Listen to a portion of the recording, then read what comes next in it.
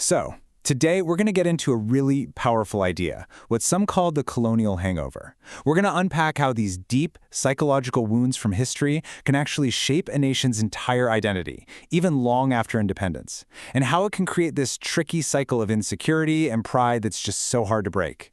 Let's dive in. And the source we're looking at today kicks things off with this quote right here, and it perfectly sets the stage. The idea is that for some places, the past isn't just something you remember, it's an active, unhealed wound. That little distinction between memory and injury, that is the key to understanding everything else we're about to talk about. So, where did this all start? Well, according to our source, this isn't just about politics or economics. It was a deep psychological break, a moment that fundamentally shattered a nation's self-worth and totally changed how it saw itself for centuries to come. Okay, and this slide, this just nails the core shift. Before colonialism, our source explains, a civilization like India had its own mirror. It judged itself by its own rules, its own traditions, but colonialism didn't just conquer land, it basically shattered that mirror. And it replaced it with one held up by a foreign power, forcing an entire people to see themselves through a lens that said, you are inferior. And you have to understand, this wasn't just someone's opinion. This was baked into the system. It was institutionalized through schools, through the administration, through the law itself. A confident internal identity was systematically taken apart, and a new one, defined from the outside, was put in its place. Now you might think, okay, but all of this just vanished with political independence, right? Well, not exactly. Our source argues that this historical wound kind of morphed into something else, a persistent psychological pattern, a cycle of insecurity and assertion that, well, you can still see playing out today. The source actually gives it a name, the inferiority pride loop. It's this strange, kind of paradoxical thing where a really deep-seated insecurity, this lingering doubt about your own worth, gets covered up by a very loud, very assertive, and often super defensive kind of pride. You know, where any criticism feels like a huge personal attack, but praise from outsiders feels almost intoxicating. And what's so fascinating here is that this isn't just a feeling.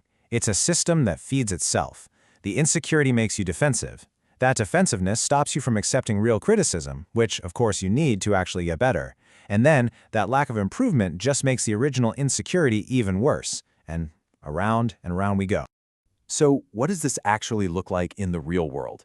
To really get a handle on it, our source draws this absolutely crucial line between that loud, defensive pride we were just talking about and something much quieter, much more powerful, true confidence that's born from actual confidence. And this comparison is everything. On one side, you've got a pride that's built on just saying you're great. You know, symbols, slogans, declarations. It's instant, it's easy. But on the other side, you have confidence that you have to earn.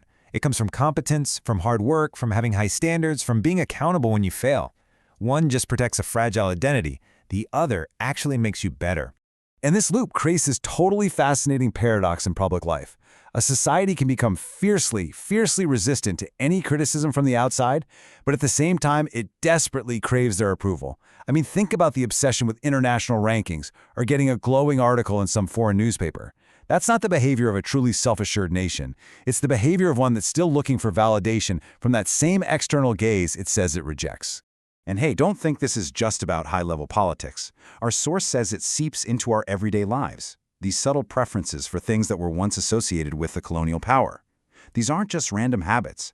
They're like the psychological leftovers of that old imposed hierarchy, quietly shaping what a society values. Now, you might be wondering, is this a unique problem? Well, not at all. Lots of nations have faced deep historical humiliation. So the really crucial question is, how did others heal? Our source looks at a few really compelling examples, kind of using them as a repair lens to see what actually works. Let's take Germany. After World War II, it was facing total moral and physical collapse. I mean, total. But according to the source, its path back wasn't through loud nationalism. It was through a quiet, almost obsessive focus on competence, on building reliable institutions, on incredible engineering, on a stable government. The confidence came after the competence. And we see a really similar playbook with Japan. After its own period of humiliation and crushing defeat, the focus turned inward. It was all about discipline, precision, and systemic excellence. Dignity was rebuilt through performance, by becoming the best at making things, not just by remembering a glorious past. And if you look at China, the story is very much the same. After its own century of humiliation, the focus turned to tangible material stuff, building unbelievable infrastructure and state capacity. The pride came after the results were completely undeniable. The common thread here, in all these examples, is crystal clear. True confidence is built. It's not just declared. Competence has to come first. So, okay, if competence is the cure, then what's the actual prescription? How does a nation finally break free from this inferiority pride loop and start to rewrite its own story? Let's take a look. This chart really lays out the path forward. It's all about these crucial shifts in mindset. It's about moving from a pride that's based on who you are to a pride that's based on what you do. It means seeing criticism as a tool, not an insult. And it means using your history as a source of responsibility, not as an excuse for why things aren't working today.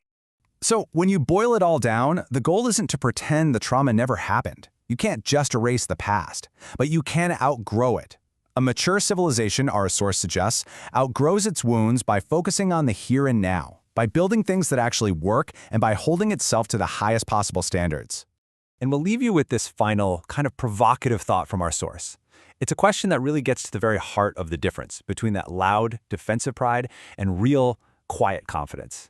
It suggests that maybe true strength, well, it doesn't need to be announced. It's just felt.